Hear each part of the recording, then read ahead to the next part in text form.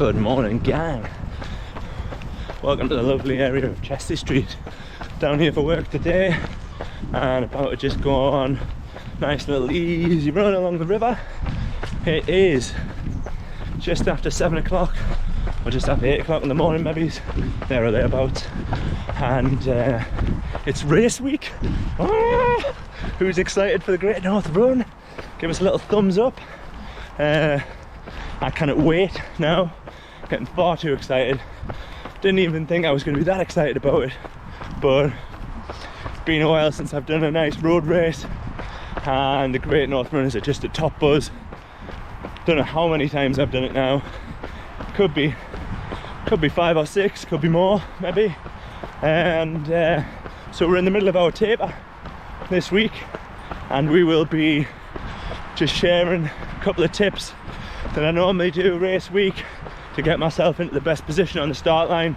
So if you want some tips on how to arrive at the start line as fit as possible and as fresh as possible, just follow along.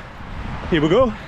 So first tip of the morning is to, now that you're in the taper, we're 6 days out from the race, you should have reduced your mileage down by now, and really there shouldn't be too many big workouts or runs left at all.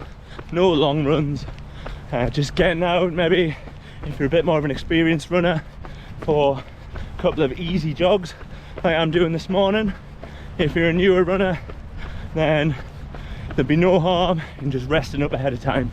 Get out for a few walks to make sure that your muscles are okay, and just have a bit plod about really. Some people who are going for a bit of a faster time, they might want to get out and do a little bit of a few 100-meter sprints just to keep the legs ticking over. Make sure you don't get sleepy legs in the taper, but most important, you want to be reducing your miles down.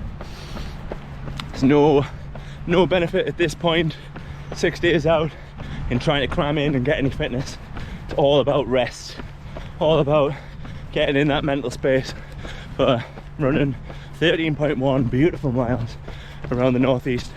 So reduce your miles down, making sure that you're only doing what you need to do ahead of Sunday's big race. Top tip number 1.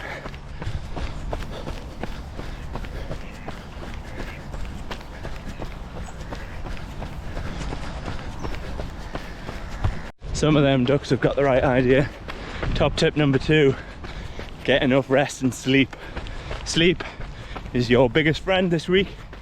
You can nap, you can get good sleep, go to bed on time, set you up beautifully for the race. Do not think that sleep is not important this week. Sleep is very important. And you're probably going to get anxious and nervous, and we'll talk about that in a minute, but you might not sleep so well the night before the race, and that's important. Morning, you're right. You might not sleep that well the night before the race. So we're on Tuesday now. My advice to you would be just to get into bed half an hour earlier on a night. Get in, phone off, close your eyes for half an hour earlier every night, and try and just build up some of that good sleep. All your muscles will love a good bit of extra sleep, and you don't need to go mental. You don't need to start going to bed at 5 o'clock in the afternoon and getting up at 5 o'clock the next day, much as that would be lovely. You know, just extending your sleep pattern, the current one that you've got, by about half an hour or 45 minutes will do you the world of good. So yeah, top tip number 2, get some extra rest, man. You've done all this work, it's nearly time to run the race. Rest up. Oh. Whew. I'm hot in this. Oh. Morning.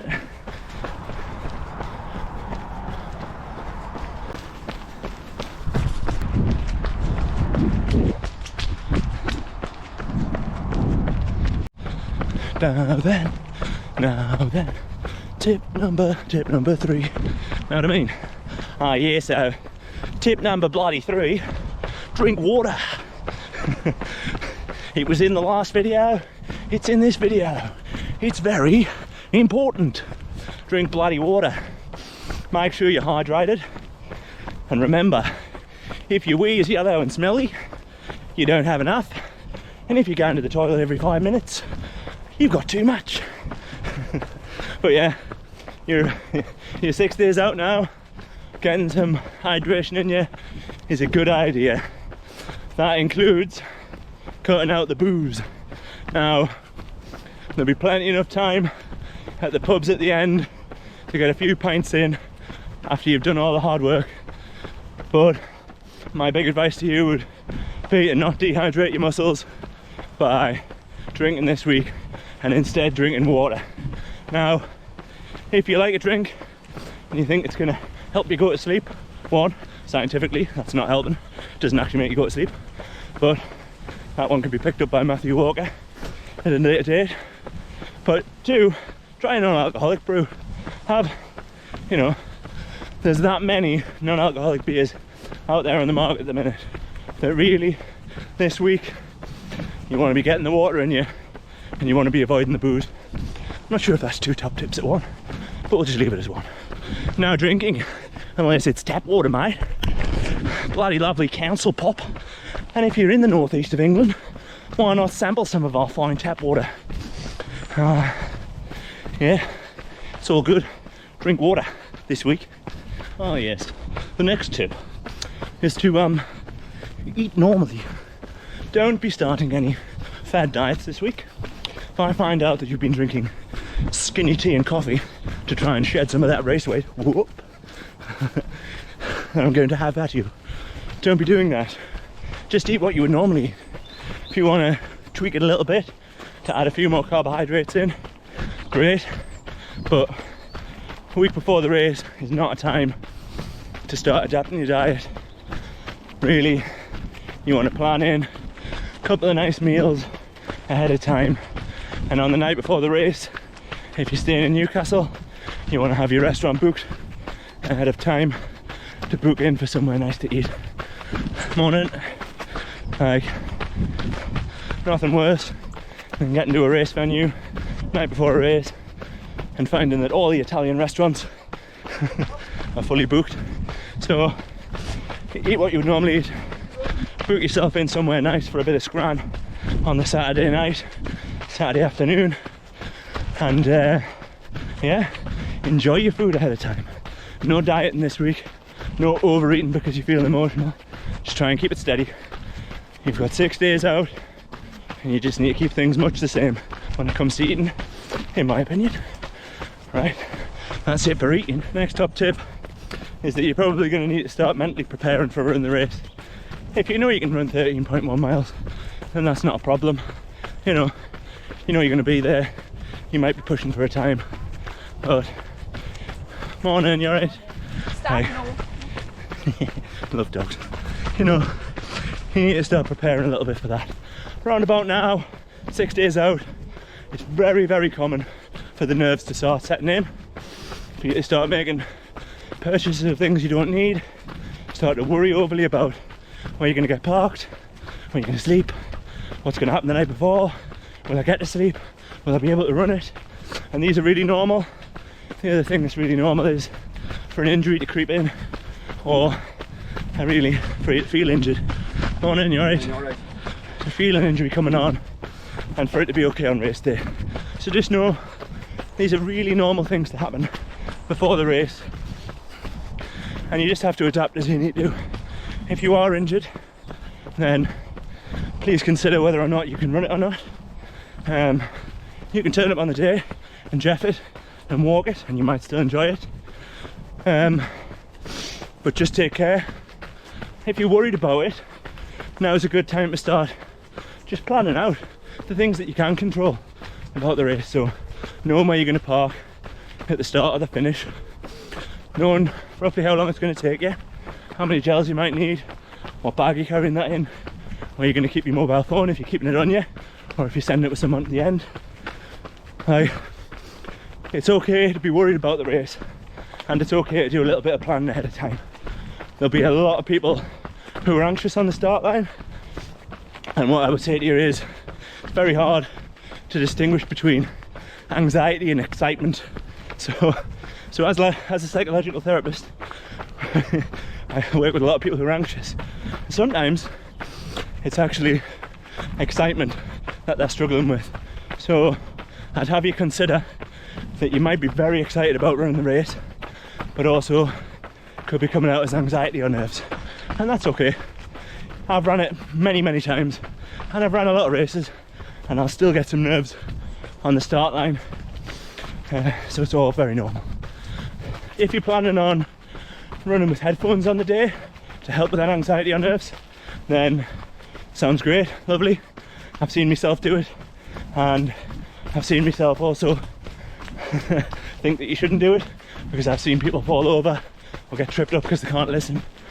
My advice to you would be have one headphone in if you can, just for the first mile or so, because it's going to be that hectic and that busy that you need to have a sense of your surroundings.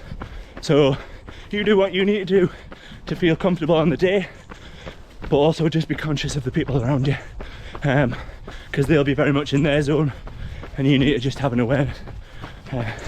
So yeah, race day nerves, pretty normal, and guaranteed they'll be all gone by the time you get to mile 12 and you're knackered and ready for the end to come round.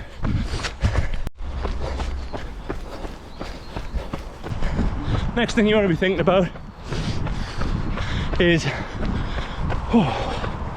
making sure that you've got everything packed in your bag a couple of days ahead of time.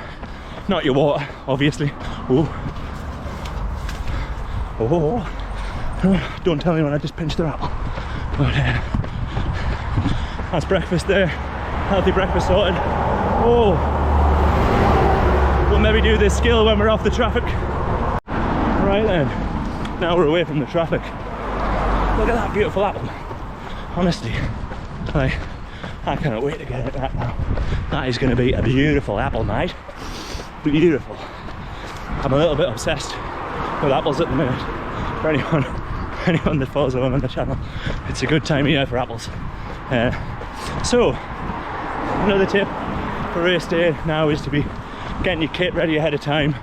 It's quite likely that you're wearing, you recently wore the kit that you're going to wear on race day, and it's a good idea to just get the socks washed, shorts washed, vest washed, and get it all put aside.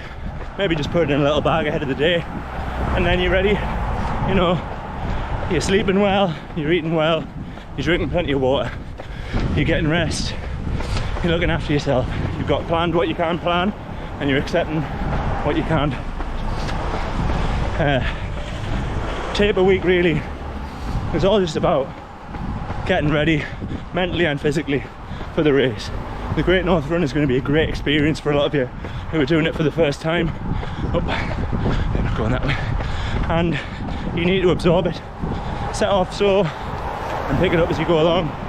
And just enjoy the day at this point. If anyone's got any questions specific to the Great North Run or tapering, just chuck them down in the comments, and either I'll answer them, or there might be a plethora of helpers who can help us to answer them as well. I know a couple of experienced runners follow the channel, they might chip in. But if you're overly worried, just know everybody's been there. We're all running our first race once, and you will get through it. There'll be plenty of people there supporting you, plenty of people to help you get on. Ask questions if you need to ask questions of people on the day. It'll be all good. Alright, just have a great time, man.